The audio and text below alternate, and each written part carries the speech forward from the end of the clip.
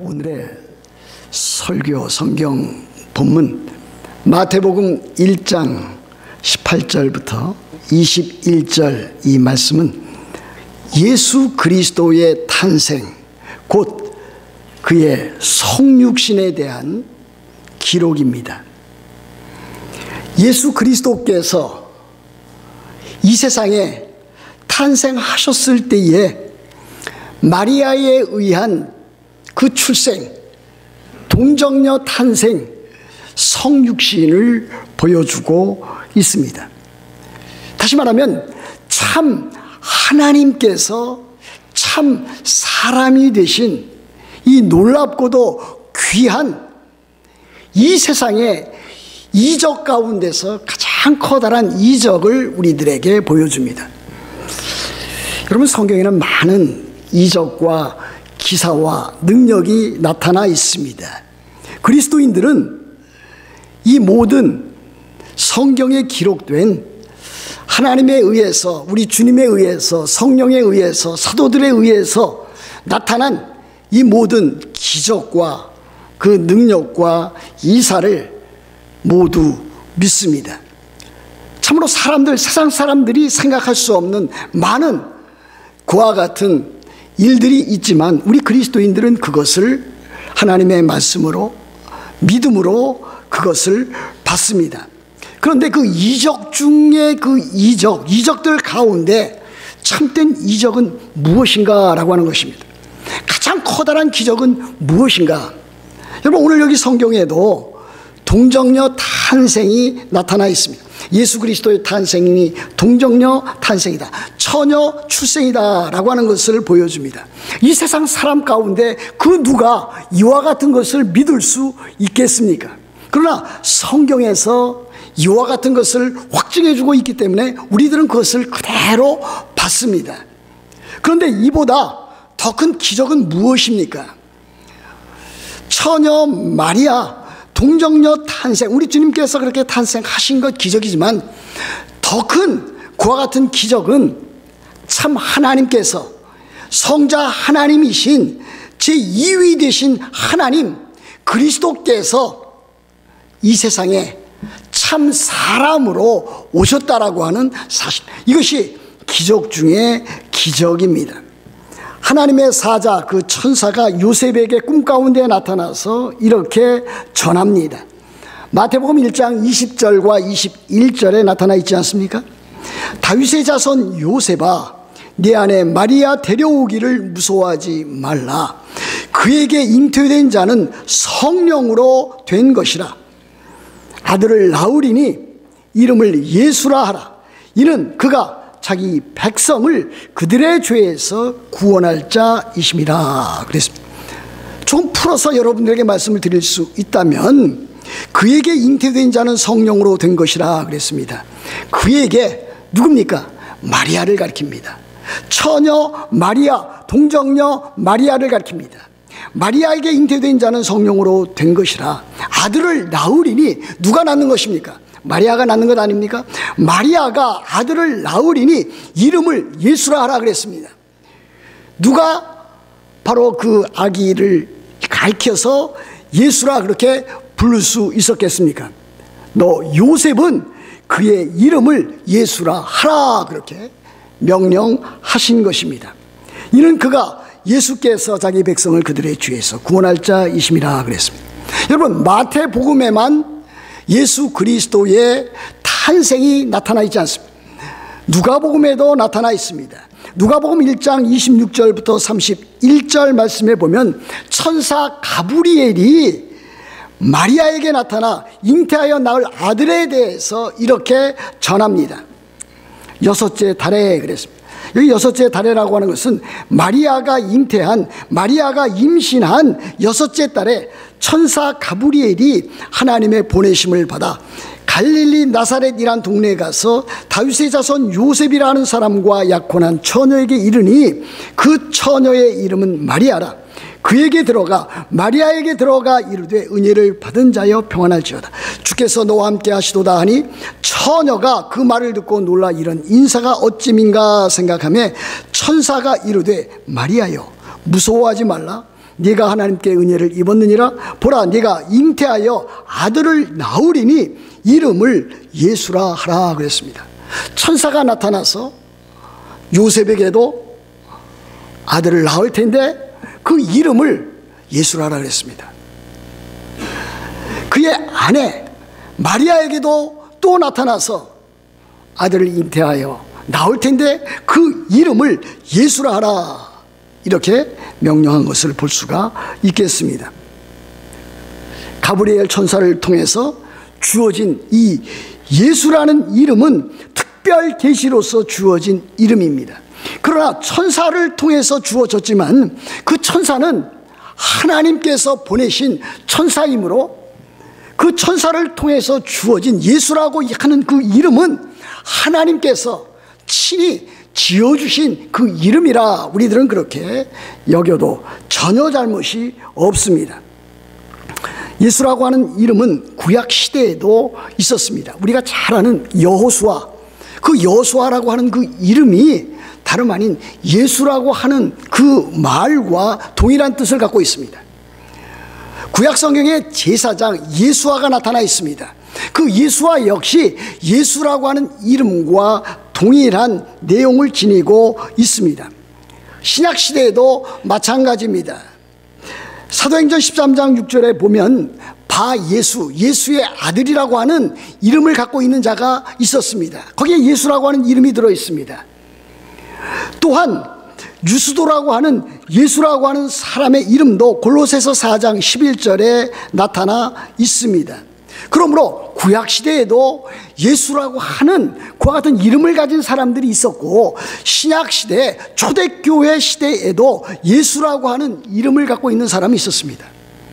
그러나 예수 그리스도께서 우리의 주님이 되시고 구주가 되시고 또 그렇게 해서 하늘에 올리시고 또 하나님 우편에 앉아 계심으로 영광된 자리에 앉게 된 이후로 이제 예수라고 하는 그 이름이 이 세상 사람들 이름들 가운데는 그렇게 흔하지 아니하는 이름이 되었습니다.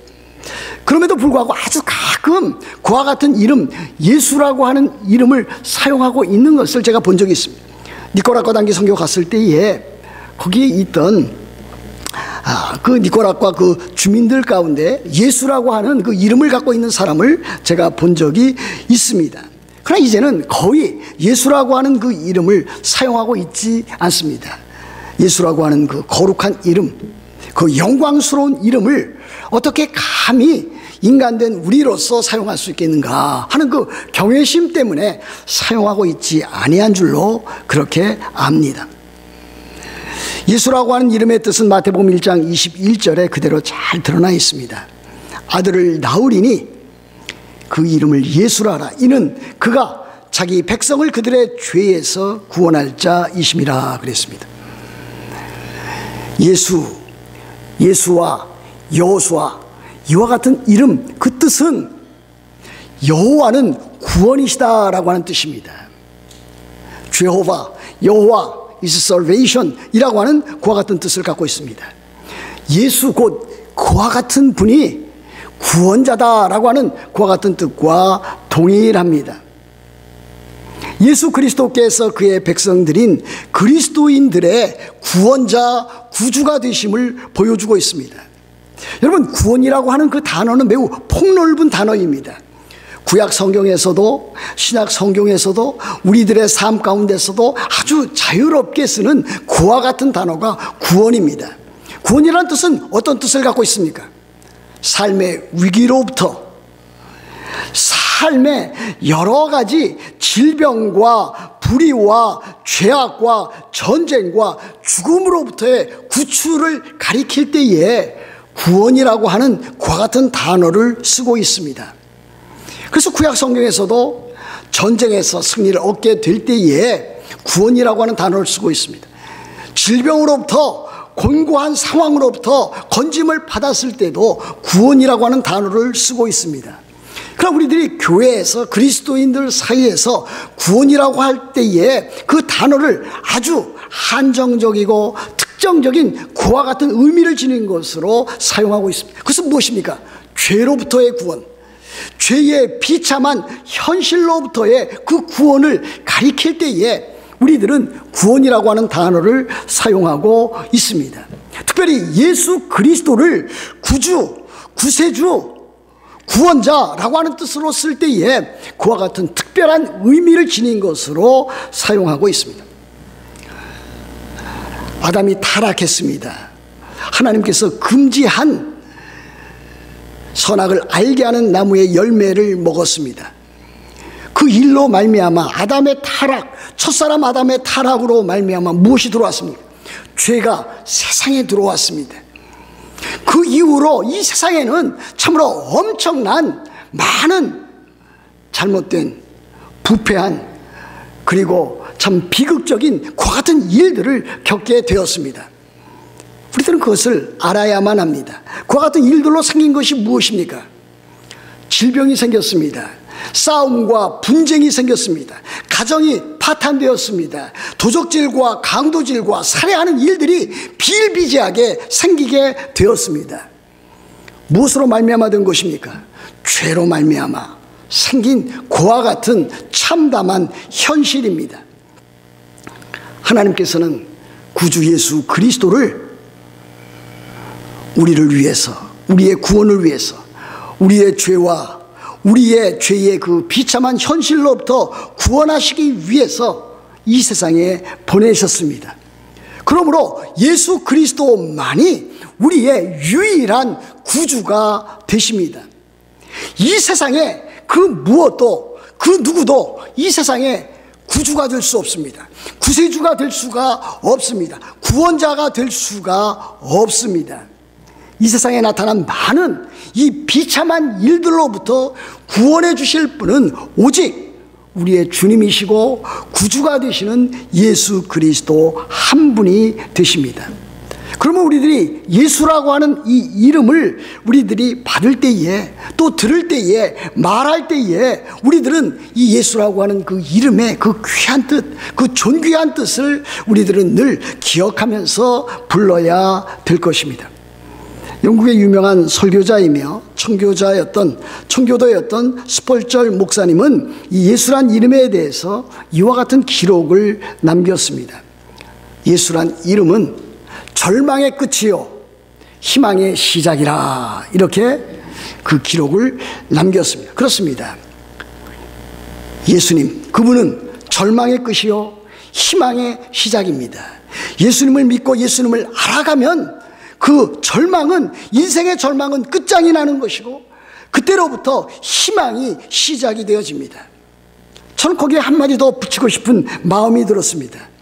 예수라고 하는 그 이름은 절망의 끝이요 또한 희망의 시작이지만은 또 희망의 완성이다, 그렇게까지 저는 생각이 들었습니다. 사랑하는 성도 여러분, 예수 외에 다른 구원받을 만한, 구원할 만한 그와 같은 이름을 주신 적이 없습니다. 사도행전 4장 12절 말씀, 여러분이 잘 아는 말씀입니다. 다른 이로서는 구원을 받을 수 없나니 천하 사람 중에 구원을 받을 만한 다른 이름을 우리에게 주신 일이 없음이라 하였더라 그랬습니다. 오직 우리 주 예수 그리스도, 우리 주 구주 예수 그리스도만이 우리의 구원자가 되십니다. 그러나 여기서 우리들이 한 가지 알아야 될 사실이 있습니다.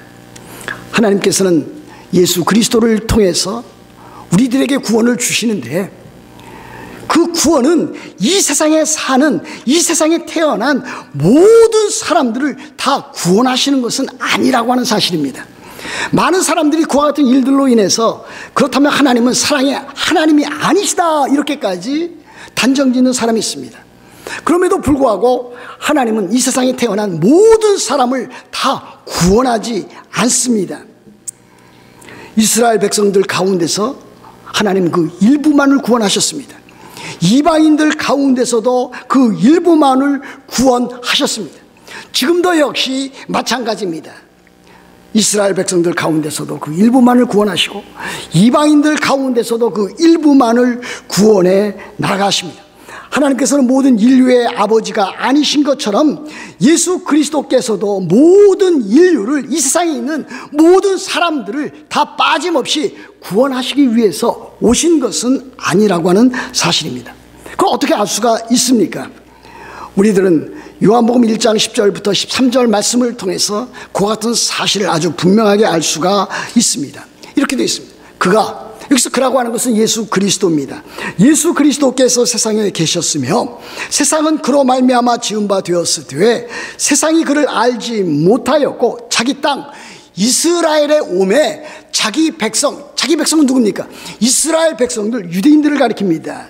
그 유대인들이 영접하지 아니하였으나 영접하는 자 곧 그 이름을 믿는 자들에게는 하나님의 자녀가 되는 권세를 주셨으니 이는 혈통으로나 육정으로나 사람의 뜻으로 나지 아니하고 오직 하나님께로부터 난 자들이니라 그랬습니다. 예수님께서 이스라엘 땅에 오셨습니다. 그러나 이스라엘 땅에 있는 모든 이스라엘 사람들, 유대인들이 예수 그리스도를 믿었는가? 믿지를 아니했습니다. 소수의 사람들만, 적은 무리들만 믿었습니다. 이방인들도 역시 마찬가지 아닙니까?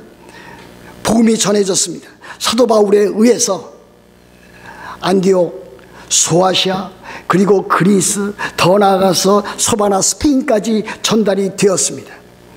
그렇다고 해서 그 모든 이방인들이 다 믿었는가? 그렇지 아니했습니다. 요한복음 1장 12절에 나타나 있는 말씀대로 영접하는 자, 그 이름을 믿는 자들에게는 하나님의 자녀가 되는 권세를 주신다 그랬습니다. 믿는 자들에게만 구원이 이른다라고 하는 사실입니다. 믿는 자들은 죄로부터 구원을 받아서 죄 용서함을 받고 더 나아가서 하나님의 자녀가 되고 하나님의 자녀로서의 그 권세를 이 세상에서 누릴 수 있도록 하나님께서 그렇게 하셨다라고 하는 것을 우리들에게 가르치고 있습니다.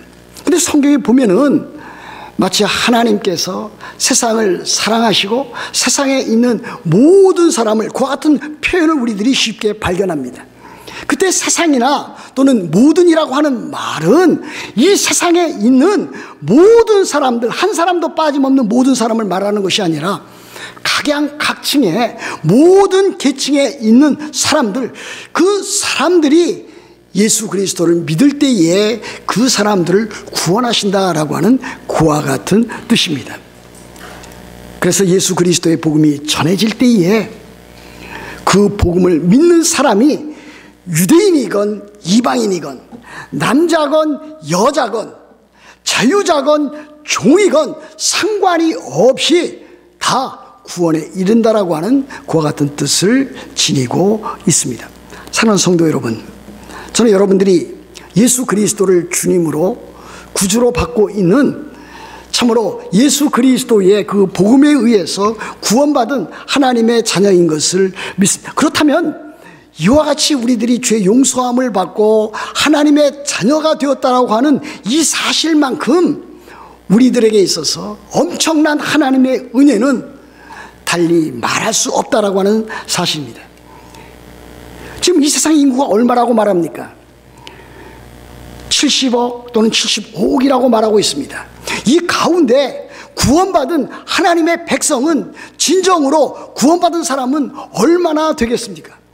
그 가운데 구원받은 사람들 가운데 우리가 그 하나로서 참으로 그 안에 들어있다면 우리들은 얼마나 하나님 앞에 감사하고 찬양하고 기뻐하고 즐거워해야 될 것입니까? 하나님께서 창세전에, 아니 영원전에 우리를 선택하셨습니다. 때가 되면 우리를 부르셨습니다. 믿음으로 말미암아 우리를 의롭다 하시고 하나님의 자녀 삼으셨습니다. 그리고 우리가 이 세상 살면서 하나님의 자녀로 살아가게 하셨습니다. 그러니 우리들이 마땅히 하나님을 찬양하고 하나님께 감사하고 하나님께 영광 돌려드리는 삶을 살지 아니할 수가 없습니다. 바로 하나님께서는 예수 그리스도 안에서 성령으로 말미암아 우리들에게 구원을 허락해 주셨습니다. 그때 예수 그리스도만이 우리의 유일한 구주, 구세주, 구원자가 되십니다. 그 누구도 그 무엇도 우리 자신의 구주가 될 수가 없습니다. 죄송합니다. 우리의 가족도 우리의 구주가 될 수 없습니다. 우리가 갖고 있는 돈, 우리가 추구하는 명예나 권력도 또 우리들이 참으로 이 세상 살면서 참으로 많은 것들로 혜택을 받을 수 있는 문학이나 예술이나 또 음악이나 그와 같은 것들도 우리의 진정한 구원 또는 구원자가 될 수가 없습니다. 저는 때에 따라서 어떤 사람들이 문학이 자기 자신을 구원해 준 구주가 되었다, 이와 같은 말을 하는 사람을 종종 듣기는 합니다. 그러나 그것은 잘못된 것입니다. 문학 좋은 것입니다. 취미생활 좋은 것입니다. 가족 건강, 돈 좋은 것입니다. 그러나 그것이 우리의 죄와 우리의 죄의 비참한 현실에서 구출해 줄 수는 없다라고 하는 사실입니다. 위대한 위인이나 영웅이나 종교가나 철학자들도 역시 우리를 죄와 죄의 그 비참한 현실로부터 구원해 줄 그 누구도 되지 아니한다라고 하는 사실입니다. 그렇습니다. 우리는 죄로부터 구원을 받았습니다. 죄로부터 구원을 받아서 우리들에게 얻어진 그 유익은 무엇입니까? 우리들은 지난 날에 세상 사람이었습니다. 세상 나라 사람이었습니다. 그러나 예수 그리스도의 복음을 믿어서 우리들은 이제 하나님 나라의 백성이 되었습니다. 좀 거친 표현이지만은 과거에는 예수 그리스도 믿기 이전에는 우리들은 사탄의 종이었고 사탄의 자식이었습니다. 그러나 이제는 하나님의 자녀가 되었습니다. 과거에는 우리들이 죄와 허물로 죽어 있었습니다. 그러나 이제는 주 예수 그리스도 안에 있는 새 생명을 갖게 되었습니다. 성령께서 우리 안에 내주에 계시는 제3위 되시는 하나님께서 우리 안에 내주에 계시는 영광스러운 그 특권을 우리들이 갖게 되었습니다. 그래서 우리들은 참으로 새로운 삶을 살게 되었고 풍성한 삶을 살게 되었습니다. 우리들은 세상을 따라가지 않습니다. 우리들은 예수 그리스도를 따라갑니다. 우리들은 예수 그리스도를 닮아가려고 최선의 노력을 하고 있습니다. 예수 그리스도의 그 거룩함과 그 성결과 그 화평과 사랑, 그분의 발자취를 따라가는 삶을 살아가고 있습니다. 궁극적으로 우리들은 어떻게 살아가고 있습니까? 이 세상을 바라보지 아니하고 이 세상에 많은 비참한 현실도 있고 우리들 생각하기에 불행한 일, 우리들 주변에서 또는 우리들 가정에서 많은 일이 일어나지만은 그러나 그와 같은 모든 일들이 우리 주 예수 그리스도께서 영광스럽게 재림하실 때에 이루어질 새하늘과 새 땅, 우리들은 그것을 소망의 인내 가운데서 바라보고 사는 그와 같은 자들이 되었다라고 하는 사실입니다. 여러분, 그러므로 우리들이 예수 그리스도를 믿어서 하나님의 자녀가 되었다면 우리들은 예수 그리스도를 닮아갈 뿐만이 아니라 예수 그리스도를 믿고 예수 그리스도의 그 명령에 순종하는 삶을 살아가야 될 것입니다. 복음에 합당한 삶을 살아가야 될 것이고 갈라디아서 5장 6절에 나타나 있는 대로 사랑으로서 역사하는 믿음을 가지고 우리들이 살아가야 할 것입니다. 제가 한국에서 초창기에 자그마한 개척교회를 하고 있을 때에 그때 배운 복음송 한 곡의 가사가 있습니다. 그것을 여러분들에게 잠시 소개하려고 합니다. 그 제목은 예수 가장 귀한 그 이름이라고 하는 그와 같은 복음송이었습니다. 영어 제목이 뭔지 아십니까? Jesus, You are the sweetest name of all, 그렇게 되어 있습니다. 1절, 2절, 3절 가사는 이렇습니다. 예수 가장 귀한 그 이름, 예수 언제나 기도 들으사, 오 예수 나의 손 잡아주시는 가장 귀한 그 이름, 예수 찬양하기 원하네, 예수 처음과 나중 되시는 오 예수 날 위해 고통당하신 가장 귀한 그 이름, 예수 왕의 왕이 되신 주, 예수 당신의 끝없는 사랑, 오 예수 목소리 높여 찬양해 가장 귀한 그 이름. 사랑하는 성도 여러분, 여러분들이 이 세상 살아나가는 동안에 여러분들의 삶 가운데 죄와 죄로 인한 많은 비참한 일들을 여러분들이 눈으로 목격하고 여러분들이 그것을 현실적으로 체험하며 고통당하며 살게 될 것입니다. 그러나 예수 그리스도 그분이 우리들 자신의 죄의 그 근본적인 문제를 해결해 주시고 우리가 겪는 삶의 모든 죄로 말미암는 그 비참한 현실을 구출해 주셔서 우리로 하여금 영원한 하나님의 나라 새하늘과 새 땅에 이르게 하실 것은 분명한 사실입니다. 그러므로 사랑하는 성도 여러분 모두 우리의 주님이시며 구주 되신 예수 그리스도를 믿고 알아가며 섬기는 자들이 다 되기를 우리 주 예수 그리스도의 이름으로 축복합니다.